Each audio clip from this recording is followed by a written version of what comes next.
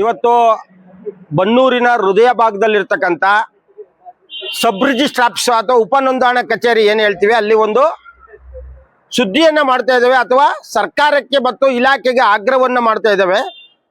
ಹಸಿಭತ್ತ ಉಪನೋಂದಣಾ ಕಚೇರಿ ಮೈಸೂರಿನಲ್ಲೇ ಅತ್ಯಂತ ಮೈಸೂರು ಜಿಲ್ಲೆನಲ್ಲೇ ಅತ್ಯಂತ ಸಂಪದ್ಭರಿತವಾದಂತ ಉಪನೋಂದಣಾ ಕಚೇರಿ ಅಂತ ಹೇಳ್ಬೋದು.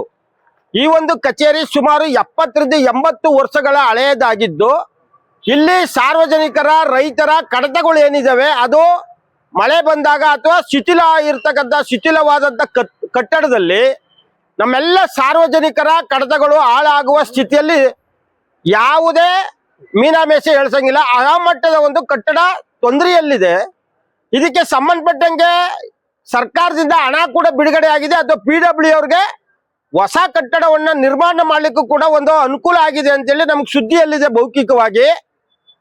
ಇದು 1 ವರ್ಷದಿಂದಲೂ ಕೂಡ ಇದೇ ತರ ಇದ್ರು ಸಹ ಈವರೆಗೂ ಇದನ್ನ ಡೆಮಾಲಿಷ್ ಮಾಡಿ ಹೊಸ ಕಟ್ಟಡವನ್ನ ಮಾಡ್ಲಿಕ್ಕೆ ಯಾವುದೇ ಅನುಕೂಲಗಳನ್ನ ಮಾಡಿಕೊಟ್ಟಿಲ್ಲ ಇಲಾಖೆ ಆಗ್ಲಿ ಅಥವಾವರೆಗೂ ಯಾವುದೇ ಕ್ರಮ ತಗೊಂಡಿಲ್ಲ. ಹಂಗಾಗಿ ಸಾರ್ವಜನಿಕರ ದಾಖಲೆ ಪತ್ರಗಳು ಕಡತಗಳು ಹಾಳಾಗುವ ಮುಂಚೆ ಶಿಥಿಲವಾದಂತ ಕಟ್ಟಡವನ್ನ ನವೀಕರಣ ಅಂದ್ರೆ ಹೊಸ ಕಟ್ಟಡವನ್ನ ನಿರ್ಮಾಣ ಮಾಡಿ ಪಬ್ಲಿಕ್ ಪ್ಲೇಸ್ ಅಲ್ಲಿ ನಿಲ್ತಾರೆ.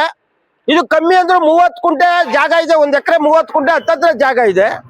ಇದೆಲ್ಲವನ್ನ ಡೆಮಾಲಿಷ್ ಮಾಡಿ ಒಕ್ಕಡೆಯಿಂದ ಕೆಳಗಡೆ ಗ್ರೌಂಡ್ ಅಲ್ಲಿ ಒಂದು ಪಾರ್ಕಿಂಗ್ ವ್ಯವಸ್ಥೆಯನ್ನ ಮಾಡಿ ಸಾರ್ವಜನಿಕರ ಕೂತ್ಕೊಳ್ಳಿಕ್ಕೆ ಮತ್ತು ವಾಹನಗಳು ನಿಲುಗಡೆಗೆ ಪಾರ್ಕಿಂಗ್ ವ್ಯವಸ್ಥೆಯನ್ನ ಮಾಡಿ ಅದ್ರ ಮಧ್ಯದಲ್ಲಿ ಸಬ್ ರಿಜಿಸ್ಟ್ರಾರ್ ಏನಿದೆ ಕಚೇರಿ ಅದನ್ನ ಮಾಡಿ ಮೇಲ್ಗಡೆ ಒಂದು ಹಂತದಲ್ಲಿ ರೆಕಾರ್ಡ್ ರೂಮ್ಗಳನ್ನ ಮಾಡೋದ್ರಿಂದ ಸುಸರ್ಜಿತ ಕಟ್ಟಡವನ್ನ ನಿರ್ಮಾಣ ಮಾಡಿ ಸಾರ್ವಜನಿಕರ ದಾಖಲೆ ಪತ್ರಗಳು ಕಡತಗಳನ್ನ ರಕ್ಷಣೆ ಮಾಡಬೇಕಾದ್ದು ಸರ್ಕಾರದ ಹೊಣೆ ಆಗಿರ್ತದೆ. ಆ ನಿಟ್ಟಿನಲ್ಲಿ ಇಲಾಖೆ ಅಧಿಕಾರಿಗಳು ಮತ್ತು ಸಂಬಂಧಪಟ್ಟಂತ ಸಚಿವರು ಯಾರಿದ್ದಾರೆ ಅವರು ಕೂಡಲೇ ಒಂದು ಸಮಸ್ಯೆಯನ್ನ ಬಗೆಹರಿಸಬೇಕು.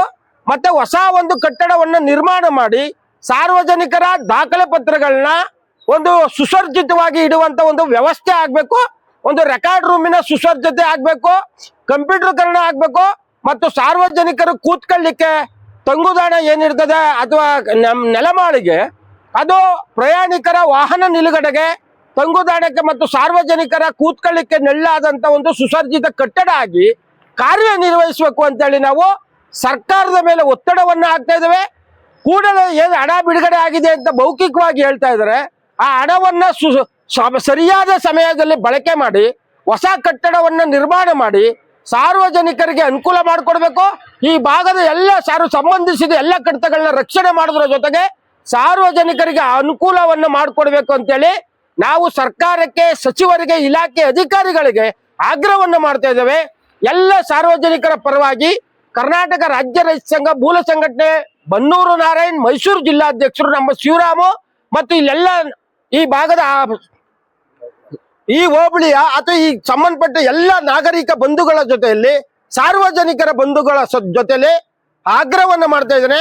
ಕೂಡಲೇ ಸಚಿವರು, ಸಂಸದರು, ಇಲಾಖೆ ಅಧಿಕಾರಿಗಳು ಸ್ಥಳಕ್ಕೆ ಭೇಟಿ ನೀಡಿ ಈ ಒಂದು ಹಳೆಯ ಕಟ್ಟಡವನ್ನು ಧ್ವಂಸಗೊಳಿಸಿ ಹೊಸ ಒಂದು ಕಟ್ಟಡವನ್ನ ನಿರ್ಮಾಣ ಮಾಡಿ ಸುಸರ್ಜಿತವಾಗಿ ಸಾರ್ವಜನಿಕರ ಕಾರ್ಯನಿರ್ವಹಿಸಕ್ಕೆ ಉಪನೋಂದಣೆಯನ್ನ ಕಟ್ಟಡವನ್ನು ಹೊಸ ನವೀಕರಣ ಕಟ್ಟಡವನ್ನು ಕಟ್ಟಿಸಿ ಸಾರ್ವಜನಿಕರಿಗೆ ಉಪಯೋಗ ಮಾಡಿ ಕಡತಗಳನ್ನ ರಕ್ಷಣೆ ಮಾಡಬೇಕು ಅಂತೇಳಿ ನಾನು ಆಗ್ರಹವನ್ನ ಮಾಡ್ತಾ ಇದ್ದೇನೆ. ನಮಸ್ಕಾರ.